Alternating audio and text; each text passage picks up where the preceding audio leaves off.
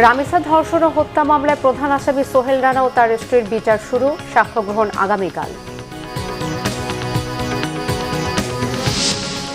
ঈদের ছুটি শেষে কর্মব্যস্ত সচিবালয়, অফিস আদালতে কাজ শুরু। জীবিকার তাগিদে রাজধানীতে ফিরছে মানুষ, স্টেশন টার্মিনালে ভিড়।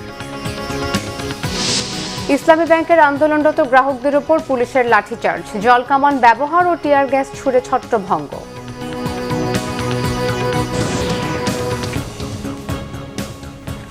দেখছিলেন ক্রাউন সিমেন্ট সংবাদ শিরোনাম। দুই আসামির বিরুদ্ধে অভিযোগ গঠনের মধ্য দিয়ে রাজধানীর পল্লবীতে শিশু রামিসা ধর্ষণ ও হত্যা মামলার বিচার শুরু হয়েছে। সাক্ষ্য গ্রহণ শুরু হবে আগামীকাল থেকে।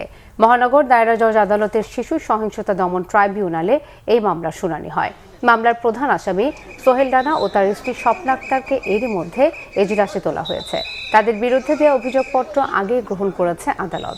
অভিযোগ গঠনের বিষয়ে শুনানি হয় আজ। এর আগে নৃশংস এই হত্যাকাণ্ডের 5 দিনের মধ্যেই আদালতে অভিযোগপত্র জমা দেয় পুলিশ।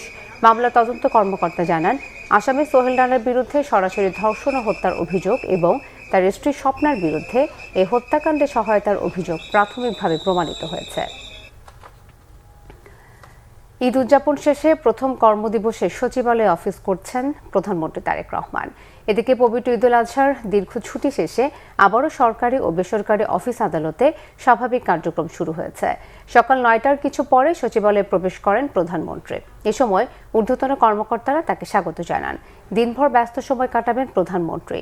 সকালেই সচিবালয়ে প্রবেশ করেন মন্ত্রিপরিষদের সদস্যরাও। তবে প্রথম কর্মদিবসে সচিবালয়ের বিভিন্ন মন্ত্রণালয় ও বিভাগের অনেক কক্ষেই কর্মকর্তা কর্মচারীর উপস্থিতি ছিল তুলনামূলক কম।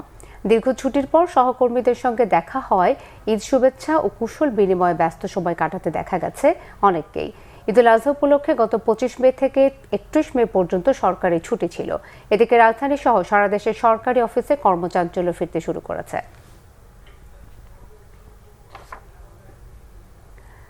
দর্শক, এই মুহূর্তে সচিবালয়ে আছেন আমাদের বিশেষ প্রতিনিধি মহিবুল্লাহ মুহিব, যুক্ত হচ্ছে তার সঙ্গে। মহিব, সচিবালয়ে প্রথম কর্মদিবসের ব্যস্ততার পাশাপাশি সেখানকার সার্বিক অবস্থা সম্পর্কে আমাদের জানাবেন। আর প্রধানমন্ত্রীর আজকে কি কোনো কর্মসূচি রয়েছে?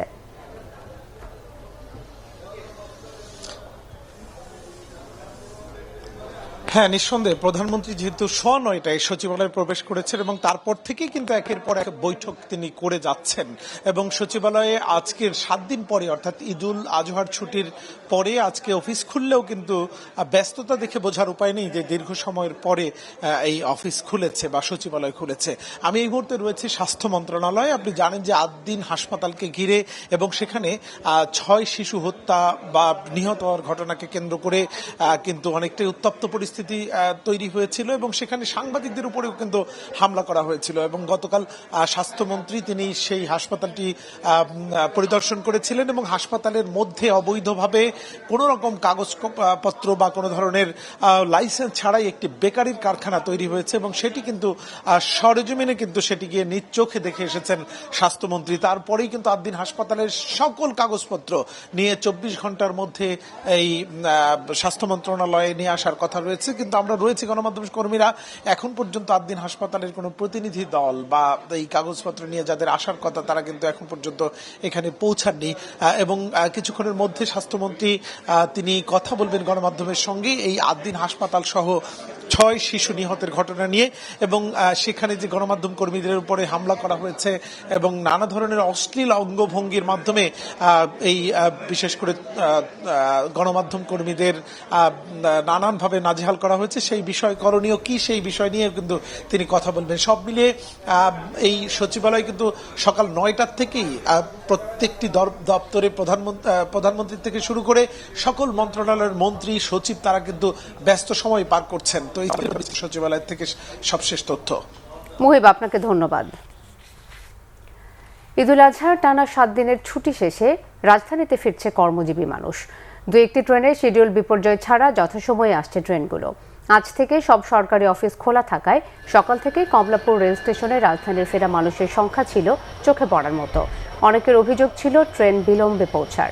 আবার অনেকেই সন্তানের স্কুলে লম্বা ছুটির কারণে এখনও যাচ্ছেন প্রিয়জনের কাছে। যারা ঈদের সময় ছুটি পাননি তারাও ছুটছেন গ্রামের উদ্দেশ্যে। এদিকে কর্মজীবী মানুষের ঢাকা ফেরার চিত্র দেখা যায় সায়দাবাদ বাস টার্মিনালেও। মন না চাইলেও জীবিকার তাগিদে ফিরতে হচ্ছে বলে জানান গ্রাম থেকে ফেরা মানুষ। ট্রেন বাস লঞ্চে রাজধানী ফেরা মানুষের ভিড় আরও কয়েকদিন পর্যন্ত চলবে বলেও জানালেন পরিবহন সংশ্লিষ্টরা। ইসলামী ব্যাংকের নবনিযুক্ত চেয়ারম্যানের পদত্যাগের দাবিতে আন্দোলনরত গ্রাহকদের ওপর লাঠিচার্জ করেছে পুলিশ। আন্দোলনকারীদের ছত্রভঙ্গ করতে জল কামান ব্যবহার ও টিয়ার গ্যাসও নিক্ষেপ করা হয়।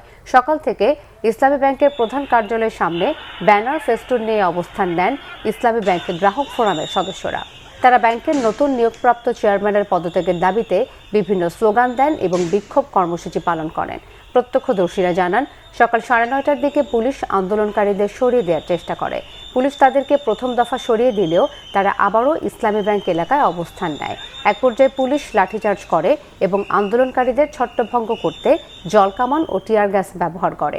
শান্তিপূর্ণ কর্মসূচিতে পুলিশ অযৌক্তিকভাবে বল প্রয়োগ করছে বলে অভিযোগ আন্দোলনরতদের। তাদের আরও অভিযোগ, ইসলামী ব্যাংকের নতুন চেয়ারম্যান এস আলমের দোসর, তাকে নিয়োগ দেওয়ার কারণে ব্যাংকে আবারও লুটপাট হবে। এ কারণে তারা তাদের দাবি তুলে ধরতে কর্মসূচি পালন করছিলেন। ঘটনার পর এলাকায় অতিরিক্ত পুলিশ মোতায়েন করা হয়েছে। ব্যাংকের আশেপাশেও নিরাপত্তা জোরদার করা হয়েছে। নাটোরের সিংড়ায় ট্রাক চাপায় ও চট্টগ্রামের ফটিকছড়িতে বাস চাপায় 2 জন করে মোটরসাইকেলের 4 আরোহী নিহত হয়েছে। সিংড়ার নাটোর বগুড়া মহাসড়কের আমতলী ব্রিজ এলাকায় সকালে এই দুর্ঘটনা ঘটে। পুলিশ জানায়, নাটোর থেকে মোটরসাইকেলে করে 3 যুবক সিংড়ার দিকে যাচ্ছিল। তারা নাটোর বগুড়া মহাসড়কের আমতলী ব্রিজ এলাকায় পৌঁছলে বিপরীত দিক থেকে আসা আমবোঝাই একটি ট্রাক মোটরসাইকেলটিকে চাপা দেয়। এতে ঘটনাস্থলে নিহত হয় জীবন রহমান ও হীরা ইসলাম। এ সময় আহত আরেক যুবক সাইফুল ইসলামকে উদ্ধার করে রাজশাহী মেডিকেল কলেজ হাসপাতালে ভর্তি করে স্থানীয়রা। নিহত হীরা ইসলাম নাটোর সদর উপজেলার ইসলাবাড়ি গ্রামের মোতালেব হোসেনের ছেলে আর জীবন রহমান লালপুর উপজেলার সাজিদুর রহমানের ছেলে। চট্টগ্রামের ফটিকছড়ির পাইনদং এলাকায় সকালে বাস চাপায় নিহত হয়েছেন মোটরসাইকেলের 2 আরোহী। তারা হলেন উপজেলার উত্তর পাইনদং এলাকার বাসিন্দা মোহাম্মদ শাহজাহান ও ছেলে মোহাম্মদ আরিফ। পরে বাসটিতে আগুন দেয় বিক্ষুব্ধ জনতা। এরপর খবর পেয়ে ফায়ার সার্ভিস কর্মীরা আগুন নিয়ন্ত্রণে আনে।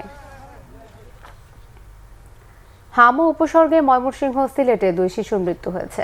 গত 24 ঘন্টায় ময়মনসিংহ মেডিকেল কলেজ হাসপাতালে হামে আক্রান্ত চিকিৎসাধীন আরও 1 শিশুর মৃত্যু হয়েছে। এ নিয়ে হাসপাতালটিতে হামে মোট 44 শিশুর মৃত্যু হলো। গত 30 মে ময়মনসিংহের হালুয়াঘাট থেকে হামের লক্ষণ নিয়ে 2 বছরের ছেলে শিশুটি হাসপাতালে ভর্তি হয়। গতকাল সন্ধ্যায় হাসপাতালে চিকিৎসাধীন অবস্থায় শিশুটি মারা গেছে। শিশুটির হাম ছাড়াও নিউমোনিয়া হয়েছিল বলে জানান হাসপাতালে কর্তব্যরত চিকিৎসক। এছাড়া হাসপাতালের আইসোলেশন ওয়ার্ডে নতুন করে ভর্তি হয়েছে 38 শিশু। এদিকে সিলেটে গত 24 ঘন্টায় চিকিৎসাধীন 1 শিশুর মৃত্যু হয়েছে। ইরানের সাথে শান্তি চুক্তির খসড়ায় কিছু পরিবর্তনের প্রস্তাব দিয়েছেন মার্কিন প্রেসিডেন্ট ডোনাল্ড ট্রাম্প। এতে ওয়াশিংটনের উদ্দেশ্য নিয়ে প্রশ্ন তুললেও আশ্বাসের বদলে বাস্তবসম্মত সমাধানের পথে এগোনোর তাগিদ দিয়েছেন ইরানের পার্লামেন্টের স্পিকার মোহাম্মদ বাঘের গালিবাফ। মার্কিন ও ব্রিটিশ গণমাধ্যমে বলা হয়েছে, হরমুজ প্রণালী উন্মুক্ত করা আর ইরানের কাছে থাকা সমৃদ্ধ ইউরেনিয়ামের মজুদ হস্তান্তরের বিষয়টি আরও জোরালোভাবে শান্তি চুক্তির খসড়ায় যুক্ত করার প্রস্তাব দিয়েছেন প্রেসিডেন্ট ট্রাম্প। এ বিষয়ে হোয়াইট হাউসের সাথে যোগাযোগ করা হলে তাৎক্ষণিক কোনো প্রতিক্রিয়া মেলেনি। ইরানের সাথে শান্তি চুক্তি নিয়ে শুক্রবার প্রেসিডেন্ট ট্রাম্পের জরুরি বৈঠকের ধারাবাহিকতায় হোয়াইট হাউসের এক কর্মকর্তা জানিয়েছেন, মার্কিন জনগণের জন্য যা মঙ্গলজনক তাই করা হবে। এদিকে ট্রাম্পের এমন কর্মকাণ্ডের সমালোচনা করেছেন মধ্যস্থতা প্রক্রিয়ায় ইরানের প্রধান সমন্বয়ক, দেশটির পার্লামেন্ট স্পিকার বাঘের গালিবাফ। পার্লামেন্টের অধিবেশনে ভিডিও কনফারেন্সে দেওয়া বক্তব্যে বলেছেন, শত্রুর কথা আর আশ্বাসে আস্থা নেই তেহরানের। জনগণের অধিকার ও নিরাপত্তা নিশ্চিত না হওয়া পর্যন্ত কোনো চুক্তি হবে না বলেও স্পষ্ট জানিয়ে দিয়েছেন তিনি। আর শান্তি চুক্তি নিয়ে ইরানের পররাষ্ট্রমন্ত্রী আব্বাস আরাগচি বলেছেন, যুক্তরাষ্ট্রের সাথে এখনও বার্তা আদান প্রদান চলছে, তাই কোনো ধারণায় গুরুত্ব না দেওয়ার আহ্বান জানিয়েছেন তিনি। এই ছিল এখনকার মতো। পরের সংবাদ দুপুর 2টায়। এর আগে একটা রয়েছে নিউজ টপ 10 দেখার আমন্ত্রণ রইল। এছাড়াও বাংলা ভিশন সংবাদ ও সংবাদ সংশ্লিষ্ট অনুষ্ঠান দেখতে ভিজিট করুন www.bvnews24.com ও facebook.com/banglavisionnews এবং সাবস্ক্রাইব করুন youtube.com/banglavisionnews। ধন্যবাদ।